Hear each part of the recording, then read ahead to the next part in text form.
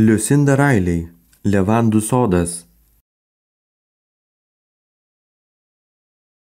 Kadaise tarsi ir turtinga prancūzų aristokratų giminė, legendinė pilis ir ilgai saugotos paslaptys. Dvi giminės atšakos Prancūzijoje ir Anglijoje, besiblaškančios tarp pareigos ir aistros. Ir vienintelė palikuonė, kuriai teks pakelti netikėtai užgriuvusią atsakomybės ir paslapčių naštą. Mirus Emilijos de la Martinière motinai prieš dukros akis ima skleistis sudėtinga ir tragiška šeimos istorija, vedanti į Antrojo pasaulinio karo laikų Paryžių, kur Emilijos teta ir tėvas rizikavo gyvybę, prisijungė prie pasipriešinimo judėjimo.